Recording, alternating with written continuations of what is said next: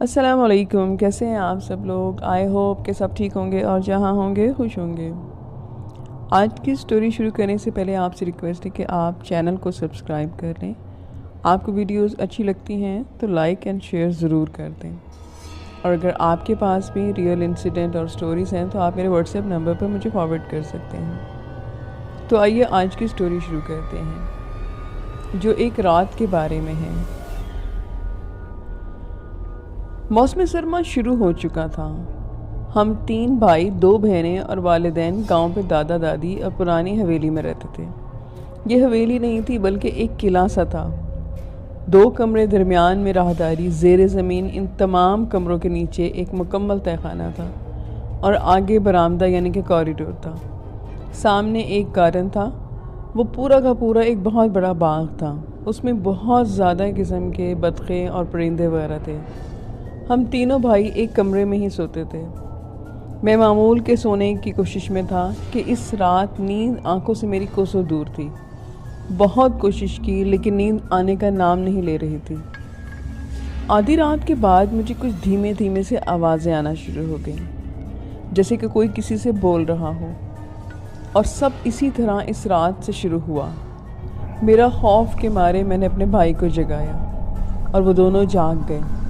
मैंने धीमे से इन्हें बताया कि हम तीनों कमरे के दरवाजे तक आए, क्योंकि दरवाज़ा आधे से ऊपर शीशे का था। बाहर सब साफ दिखता था। तो दालान से जाते हुए 4 बंदे हमें दिखे, जो सरों को ढांपे हुए थे। भाई से सब्र ना हुआ और उसने चोर चोर की आवाज़ें लगाना शुरू कर दी। इनमें से एक ने पीछे देखा। उसकी आंखें ना थीं बल्कि मोती चमक रहे थे। मुझे तो दुनिया अंधेरा दिखने लगा। और सुबह जब मुझे होश आया तो मेरे पेरेंट्स कुछ बातें करके बाहर चले गए। घंटों के बाद अब्बू एक आमिल के साथ आए। आमिल कुछ देर आंखें बंद करने के बाद तहखाने की जानिब बढ़ा और तहखाने के दरमियान कुछ ज़रूरी सामान जो वो साथ लाया था बिछाकर बैठ गया। हम सब ये तमाशा दूर खड़े देख रहे थे। आमिल आंखें बंद करके कुछ पढ़ने लगा और साथ में झूमने भी लगा। कुछ देर में दौरा पड़ा और फिर वो बेहोश हो गया। बड़ी मुश्किल में उसे होश में लाए तो वो एकदम से सकते में था। अब्बू और मैं मुश्किल से उसे बाहर निकाल के लाए।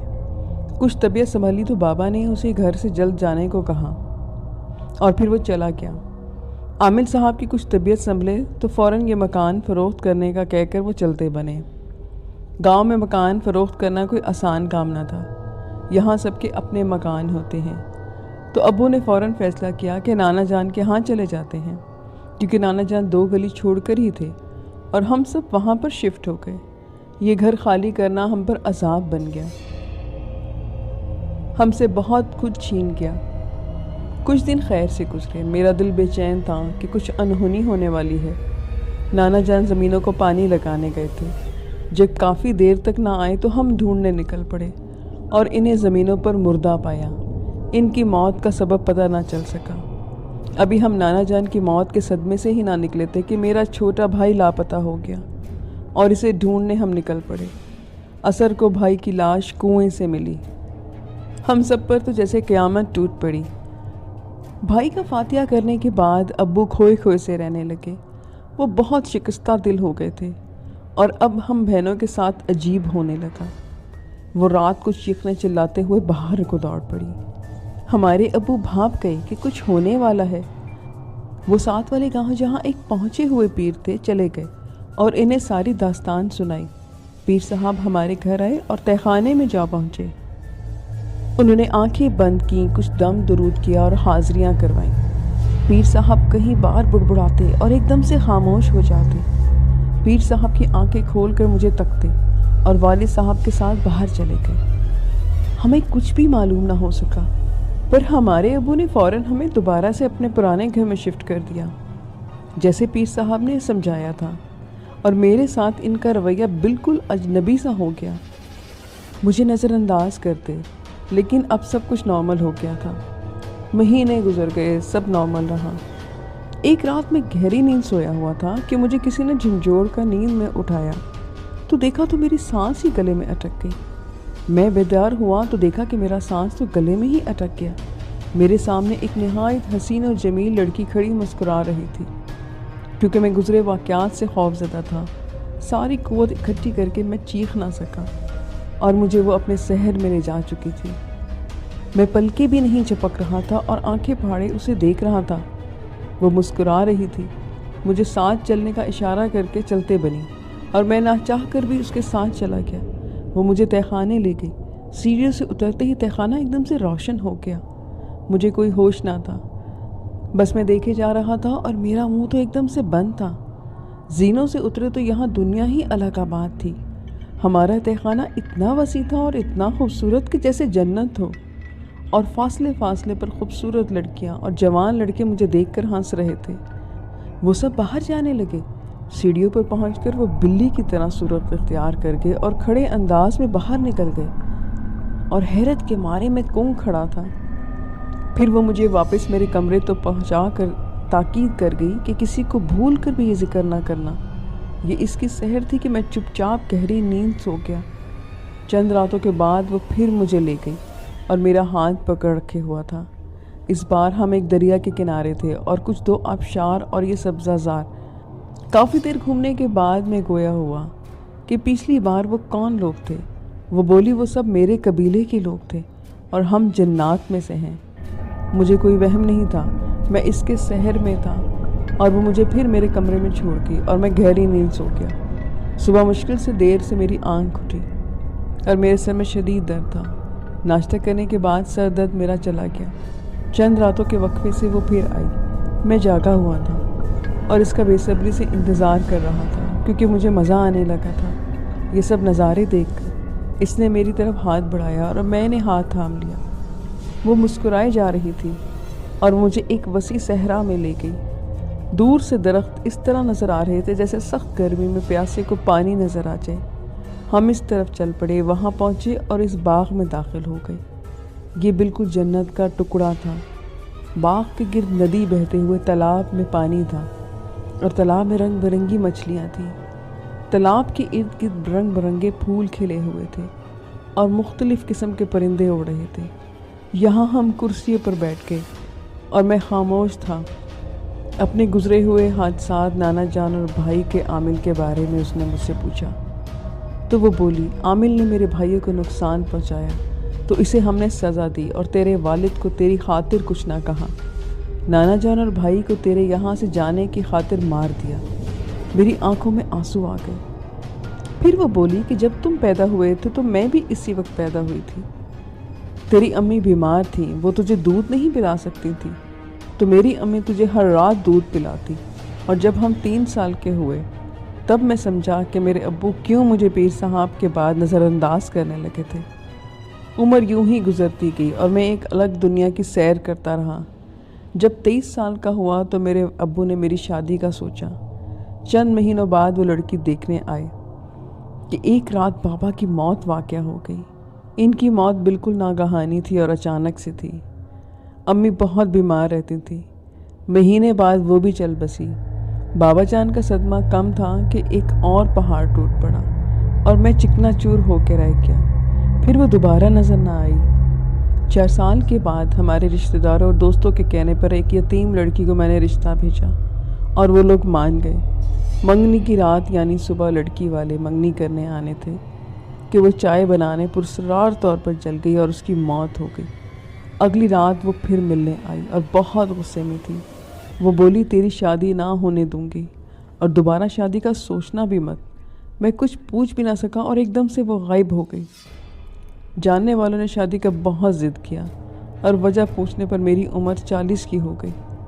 یہ کہانی بالکل سچی تھی۔ یہ داستان میں نے ان کے ماموں کے بیٹے سے سنی اور وہ شخص اگلے دن تہہ خانے میں فالج زدہ پایا گیا۔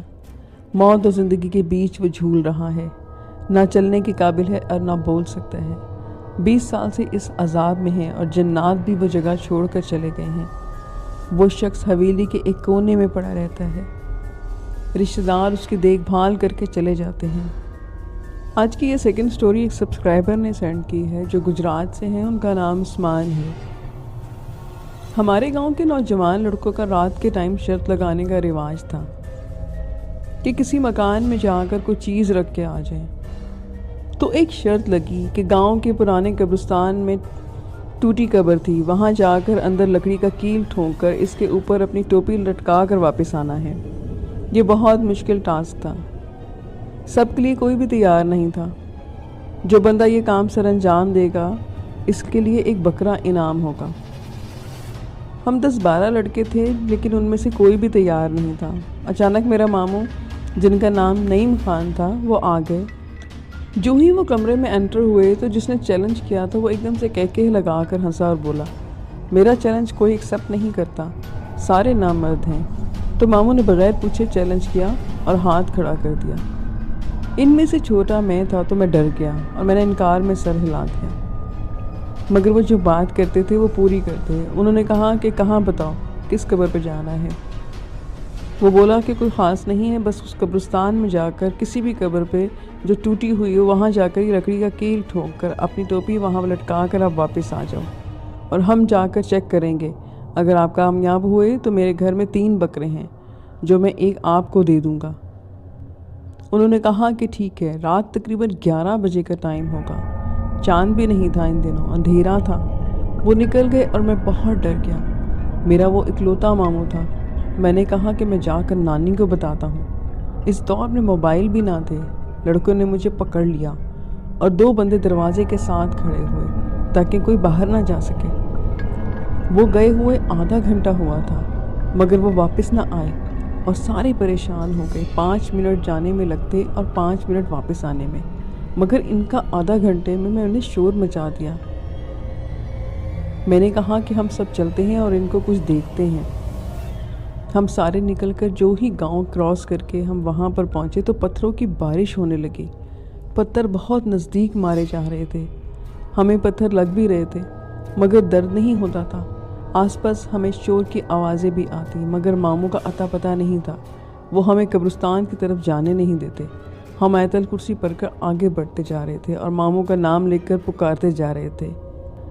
میں ماموں ماموں کہہ کر ان کو پکار رہا تھا مگر جواب نہیں مل رہا تھا۔ جنات بہت تنگ کر رہے تھے۔ پھر ہم میں سے ایک آدمی نے کہا کہ جن کتے سے ڈرتے ہیں میں اپنا کتا لے کر آتا ہوں۔ ایک بندہ اس کے ساتھ گیا اور کتا اس کے ساتھ آ گیا۔ کتا بہت زور سے بھونک رہا تھا۔ اوپر دوڑا تو جنات نے تھوڑا وقفہ کیا اور کتا اندھیرے میں نظروں سے اوجھل ہو گیا۔ تھوڑی ہی دیر میں کتے کی آواز آنا شروع ہو گئی اور بھاگ کر ہم اس کے پیچھے گئے۔ اوپر پتھروں سے بھرے ہوئے آوازیں آ رہی تھیں۔ ہم سارے بھاگ بھاگ کر درختوں پر چڑھ گئے۔ وہاں بیر کے کانٹوں والے درخت تھے، جسم پر خروچ آ رہے تھے اور میرا جسم جل رہا تھا۔ آیت الکرسی ہم پڑھتے جا رہے تھے۔ پھر ایک بندہ بولا کہ کتے کی وجہ سے جن غصے میں آ گئے ہیں، اب اس طرح کرتے ہیں کہ جن کیونکہ آگ سے پیدا ہوتے ہیں ہم آگ لگا دیتے ہیں۔ جو ہی پتھر گرنا بند ہوئے ہم سارے درخت سے اتر کر پاس ایک گھر کے باہر جانوروں کے خشک گھاس تھی وہ لے کر آگ لگانے لگے، اور جن ہمیں آگے نہیں بڑھنے دیتے۔ کتا بھاگ کر کبھی ادھر جاتا تو کبھی ادھر اور تھک کر پھر واپس آ جاتا۔ رات تقریباً 3 بجے کا ٹائم، ماموں کا پتہ نہیں اور ہم سب گھر والوں کو بھی نہیں بتا پا رہے تھے، اور اب ہم صبح کا انتظار میں بیٹھے تھے کہ اچانک حجرے کی طرف میری نظر گئی تو وہاں مدھم سی روشنی نظر آئی۔ میں نے سب کو بتایا کہ ماموں لگتا ہے کہ حجرے میں ہے۔ سارے واپس حجرے میں آئے تو ماموں حجروں میں لیٹا ہوا تھا۔ میں نے ماموں کو دیکھا، وہ بول نہیں پا رہے تھے۔ پھر ہم نے لانٹین آن کی اور ماموں کو سخت بخار تھا، ان کا جسم کانپ رہا تھا۔ ہم ان کے اوپر 3 رضائیاں دیں۔ سورہ یاسین پڑھنے کے باوجود بھی وہ ٹھیک نہیں ہوئے۔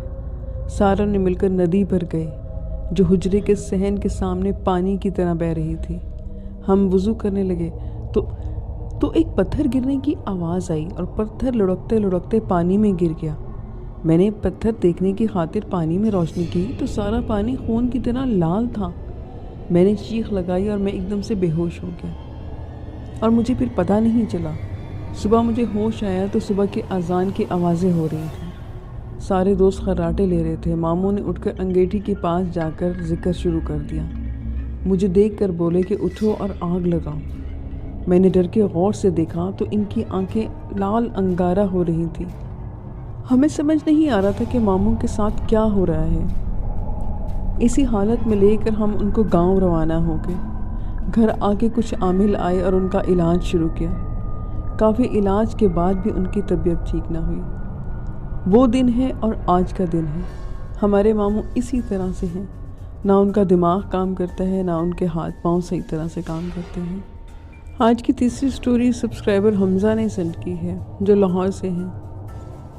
آج میں جو کہانی آپ کو سنانے لگا ہوں یہ بالکل سچی ہے اور اس میں ایک بات بھی جھوٹی نہیں۔ یہ میرے ابو کے ساتھ پیش آیا ایک واقعہ ہے جو میں آپ کو سنانے لگا ہوں۔ آج سے تقریباً 20 سال پہلے میرے ابو اور چچا کام کے سلسلے میں بلوچستان گئے ہوئے تھے، جہاں ایک فیکٹری میں کام تھا جو ابھی زیر تعمیر تھی۔ پر فیکٹری میں کچھ ورکر کام کر رہے تھے تو رات کو وہ مکان سے باہر سوئے ہوئے تھے، کیونکہ گرمیوں کا موسم تھا کہ اچانک میرے ابو کو اپنی چرپائی کے پاس کچھ محسوس ہوا۔ ان کی آنکھ کھل گئی اور انہوں نے کوئی ہاتھ ان کے سینے پر محسوس کر رہے تھے، اور جب میرے ابو کو اپنے سینے پر ایک ہاتھ محسوس ہوا تو انہوں نے سوچا کہ یہ میرے چھوٹے چچا مطلب کہ ان کے بھائی کا ہاتھ ہے جو ان کے ساتھ باہر سو رہے تھے۔ لیکن وہ ہاتھ آہستہ آہستہ ان کی گردن کی جانب بڑھنے لگا، جو جب ان سے ان ہاتھ کو چھو کر دیکھا تو اس پر بال ہی بال تھے اور وہ ایک چڑیل تھی۔ اس کی شکل بہت خوفناک تھی اور اس کے پاؤں پیچھے کی طرف مڑے ہوئے تھے۔ پھر جب والد صاحب نے ڈر کر چیخنا چلانا شروع کر دیا اور ساتھ میرے چھوٹے چچا جو اٹھے تو اس چڑیل نے بھاگ کر ساتھ والے جنگل میں چلی گئی۔ صبح میرے ابو اور چچا نے یہ بات کافی ورکرز کو بتائی تو انہوں نے کہا کہ ہمیں پہلے بھی مقامی لوگوں نے کہا ہے کہ اس جگہ پر کوئی چڑیل رہتی ہے۔ اسی دن میرے ابو اور چچا گھر واپس لاہور آ گئے اور کچھ دن کے بعد میرے پاپا کو بتایا گیا کہ وہ فیکٹری بند کر دی گئی ہے، کیونکہ اس چیز نے روزانہ ہی ورکرز کو وہاں پر تنگ کرنا شروع کر دیا تھا، اور آج تک وہ فیکٹری بند ہے اور لوگوں کو اس جگہ رات کو کسی کے رونے اور ہنسنے کی آوازیں آتی ہیں۔ یہ لاسٹ سٹوری بھی ایک سبسکرائبر نے بھیجی ہے جو میں آپ کو ابھی سنانے لگی ہوں۔ وہ کہتی ہیں کہ یہ کہانی میری بہت ہی قریبی سہیلی کے خاندان کی ایک عورت کی ہے جو کہ بہت پرانی کہانی ہے۔ میری سہیلی کی نانی نے ہمیں سنائی، جو میں آپ کو سنانے لگی ہوں۔ ان دنوں ٹرانسپورٹ ایسی نہیں ہوتی تھی جیسے کہ آج کل۔ گاؤں میں لوگ زیادہ تر بیل گاڑیوں میں اور گدھا گاڑیوں پر ہی سفر کرتے تھے۔ میری ایک رشتہ دار تھی، ان کا نام نسیم تھا۔ اس کی ایک بہن کی شادی ساتھ والے گاؤں میں ہوئی تھی۔ اسی گاؤں کا نائی آیا کہ نسیم کی بہن کی سانس فوت ہو گئی ہے۔ اس وقت تو لوگ تار بھیجا کرتے تھے، یعنی کہ ایمرجنسی میں لکھا گیا خط، یا گاؤں میں اپنا کوئی کمی بھیجتے کہ سب کو وہ اطلاع دیتا کہ شادی ہے یا کسی کے گھر بیٹا پیدا ہوا ہے یا کوئی فوت ہو گیا ہے۔ نسیم میرے گھر آئی اور مجھے بتایا کہ ہم صبح کی تیاری کر رہے ہیں، کیونکہ ابھی تو رات ہو چکی تھی۔ گاؤں کی کچھ اور بھی عورتیں اور مرد تیار ہوئے۔ نسیم کے اپنے 2 بڑے بچے میری امی کے حوالے کیے، کیونکہ میں اپنے بچوں کو میری امی کے حوالے کر چکی تھی، جبکہ نسیم کا ایک بچہ ابھی دودھ پیتا تھا۔ ہم ٹوٹل 7 لوگ تھے، جن میں وہ آدمی بھی تھا جو پیغام لے کر آیا تھا۔ ہم صبح سویرے نکل پڑے، موسم کافی اچھا تھا۔ ہمارا جو سامان تھا اسے گدھے پر لاد گیا۔ میں آپ کو یہ بتاؤں کہ گاؤں سے 2-2.5 گھنٹے کی مسافت پر وہ گاؤں تھا۔ 1 گھنٹے کے بعد ہم سب چادر بچھائی اور اس پر بیٹھ گئے۔ ہم سب ہی گھر سے کچھ نہ کچھ پکا کر لائے تھے۔ ہم نے مل کر کھایا اور پھر سفر کی تیاری شروع کر دی۔ ہمارے ساتھ جو مرد تھے ان کے پاس اپنی حفاظت کے لیے چاقو اور ڈنڈے تھے۔ ویسے تو کبھی رات ہوتی نہیں تھی سفر میں، کیونکہ ہماری کوشش ہوتی کہ صبح یا شام تک سفر ہو، لیکن اگر رات ہو بھی جاتی تو لانٹین استعمال کرتے تاکہ اندھیرے سے بچا جا سکے۔ ویسے بھی وہ اچھے زمانے تھے، سب مل جل کر رہتے تھے، جوائنٹ فیملی سسٹم تھا۔ تو ہم نے آرام کیا اور پھر چل پڑے۔ راستے میں چھوٹے چھوٹے اور بھی گاؤں آئے تھے۔ ہم متوبہ گاؤں پہنچ گئے تو وہاں ہم سب کا انتظار کیا جا رہا تھا۔ ایک رات وہیں گزار کر ہم واپس لوٹے۔ آدھے راستے میں نسیم نے اپنا بیٹا مجھے دیا اور خود درختوں کی اوٹ میں باتھ روم کرنے چلی گئی۔ ہم سب اس کا انتظار کرتے رہے، مگر وہ بہت دیر ہو چکی تھی، وہ واپس نہ آئی۔ نسیم کی ماں نے کہا کہ میں دیکھتی ہوں کہ وہ چلی گئی، اور اسے دیکھتے اتنے میں رونے کی آوازیں آنے لگیں تو دیکھا نسیم کا رنگ پیلا زرد ہے اور وہ رو رہی تھی۔ ماں نے اسے ڈانٹا کہ چل دیر ہو رہی ہے، مگر نسیم تو بالکل ہی بدل گئی تھی۔ اس نے کہا کہ وہ وہیں رہے گی، گھر نہیں جائے گی، وہ ضد پر اڑ گئی۔ ہم بہت پریشان تھے کہ اسے کیا ہوا ہے، ابھی تو یہ ٹھیک تھی۔ اس کی ماں نے مجھے کہا کہ یہ کہتی ہے کہ اسے آمنہ کی سانس گلے مل رہی ہے، اس نے اسے پیار دیا ہے اور کہا کہ تم ادھر ہی رہو۔ اس کی ماں پریشان تھی۔ میں نے جب یہ بات سنی تو خود بھی حیران رہ گئی کہ آمنہ کی سانس تو مر چکی ہے، وہ اسے جنگل میں کیسے ملی؟ بہرحال وہ سڑک پر دھرنا مار کر بیٹھ گئی، وہ اب واپس نہیں جائے گی۔ اسی دوران کوئی لوگ بھی ادھر ادھر سے گزرے۔ انہوں نے جب یہ تماشا دیکھا تو کہا کہ ہمارے پاس بیل گاڑی ہے، ہم تو ساتھ ہی گاؤں میں جانا ہے۔ بیل گاڑی والا آپ کو چھوڑ دے گا۔ بہت مشکلوں سے ہم نے اسے گھسیٹ گھساٹ کر بٹھایا اور گھر پہنچے۔ دوسرے دن نسیم کو بہت تیز بخار ہو گیا۔ چھوٹے چھوٹے بچوں کی نانی ہم کو سنبھالنے لگی۔ نسیم سارا دن خاموش بیٹھی رہتی، اسے کچھ ہوش بھی نہیں رہا تھا، نہ گھر کی، نہ میاں کی، نہ ہی بچوں کی۔ چھوٹے بچے کو دودھ نہیں دیتی تھی، وہ پھینک دیتی تھی۔ نانی اسے بھینس کے دودھ پر لگایا تو بچہ بیمار ہو گیا، بچے کا پیٹ خراب ہو گیا اور اسی حالت میں بچہ مر گیا۔ نسیم کو تو کوئی پرواہ ہی نہیں تھی، وہ بالکل پاگلوں جیسی حرکتیں کرتی، کبھی گھر سے باہر بھاگ جاتی اور کتنی ہی بار لوگ اسے گاؤں سے پکڑ کر واپس لاتے۔ حکیم سے بھی علاج کروایا لیکن کوئی بھی فرق نہ ہوا۔ آخر کار ملتان کے پیر صاحب گاؤں میں آئے تو نسیم کی ماں نسیم کو لے کر ان کے پاس گئی۔ پیر صاحب نے بھی تعویذ دیا اور کہا کہ اس پر کوئی جن کا سایہ ہے اور اب بہت دیر ہو چکی ہے، لیکن پھر بھی دعا کریں گے کہ وہ ٹھیک ہو جائے۔ نسیم کی حالت مگر دن بدن بگڑتی گئی، نہ اسے اپنا ہوش تھا نہ اسے گھر کا ہوش تھا، بالکل پاگلوں جیسی۔ 1 سال تک وہ اسی دوران زندہ رہی اور پھر رات کو سوتے ہوئے وہ ایک دم مر گئی۔ چھوٹے چھوٹے 2 بچے چھوڑ کر پتہ نہیں اس کے ساتھ اس جنگل میں کیا ہوا تھا کہ وہ پراسرار عورت تھی۔ وہ کون تھی اسے اس وقت جو ملی تھی؟ یہ تو اس کے ساتھ ہی ختم ہو گیا جو آج تک ایک راز ہے۔ لسنرز، یہ آج کی سٹوریز تھیں۔ آئی ہوپ کہ آپ کو اچھی لگی ہوں گی۔ اچھی لگیں تو اپنا فیڈ بیک ضرور دیں، آپ مجھے اجازت دیں۔ پھر ویڈیو میں ملیں گے نیو ویڈیو کے ساتھ، نئی سٹوریز کے ساتھ۔ اپنا بہت خیال رکھیں، مجھے بھی دعا میں یاد رکھیں، خیال رکھیے گا۔ خدا حافظ۔